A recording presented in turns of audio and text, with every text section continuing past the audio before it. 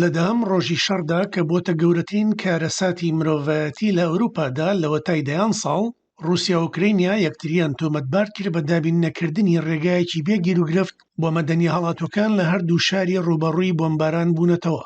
شەڕەکەی لەگەڵ داگیرکاری رووسیا لە 24 مانگی دوودا دەستی پێکرد بۆتە هۆی هەڵاتنی نزیکەی 1.5 ملیۆن پەنابەر بەرەو ڕۆژهەڵات بۆ یەکێتی ئەوروپا و دانانی سزا نێودەوڵەتە بێوێنەکان لەسەر مۆسکۆ کە ئاگاهیدا لە هەڵاوسانی جیهانی. وەزارەتی بەرگری رووسیا وتی یەکینەکانی ڕێگای مرۆییان لە نزیک هەردوو شاری ماریۆپۆل و ڤۆلنڤاغا کردوتەوە کە لەلایەن هێزەکانیەوە گەمارۆدراوە.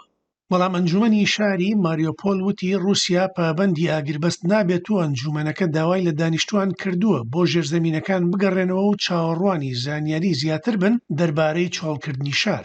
ئەنجومەنی خاجی سووری نێودەوڵەتی وتی ئەوە تێگەیشتووە دەرچوونی کەسانی مەدەنی لە ماریۆپۆل و ڤۆلنڤاغا ڕۆژی شەممە 5 مانگی سێ دەست پێ ناکات. ئاژانسەکانی فریاکەوتنی مرۆیی لە سەرانسەری وڵاتدا ئاگاهیاندا. سەرۆکی ئەنجومەنی پەنابەران لە نەتەوە یەکگرتووەکان وتی ژمارەی پەنابەران لەوانەیە تا کۆتایی هەفتە بۆ 1.5 ملیۆن کەس هەڵکشێت و لە ئێستادا 1.3 ملیۆنە. لە دۆخێکی بەستەڵەک و سەرماوسۆڵەدا ژنان و منداڵان لە خاڵی پشکنینی مێدیکا لە باشووری ڕۆژهەڵاتی پۆڵەندا پەڕینەوە.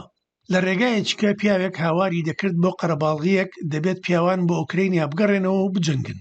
ئوکرینیا دەڵێت هێرزی رووسیا هەوڵەکانی چڕ کردوتەوە بۆ گەمارۆدانی کیڤ و خارکێڤ. دووهەم گەورە شار لە کاتێکدا ئامانجێتی پردێکی زەمین بۆ نیمچە دوورگەی کریمیا دامەزرێنێت. شاری کیڤ ڕوبەڕووی هێرشێکە بوویەوە لە ڕێگادا کاروانێکی زریپۆشی رووسیا لە دەرەوەی پایتەخت بۆ چەند ڕۆژێکە وەستاوە لەگەڵ بیستنی دەنگی تەقینەوە لە ناوەڕاستی شارەکەدا. وەزیری دەرەوەی وڵاتە یەکگرتووەکان ئەنتۆنی بلینکن لە میانەی سەردانی بۆ پۆڵەندا تاوتوێی یارمەتی ئاسایش و مرۆیی لەگەڵ گەورە کاربەدەستانی ئەوێ کردووە. پۆڵەندا پێشوازی لە زۆرینەی زۆری پەنابەرانی ئوکرینیا کردووە. هێزەکانی رووسیا گەورەترین پێشڕەویان لە باشوور کردووە، لەم هەفتەیەدا کۆنتڕۆڵی یەکەم گەورە شاری ئوکرینیا خریسۆنی کردووە.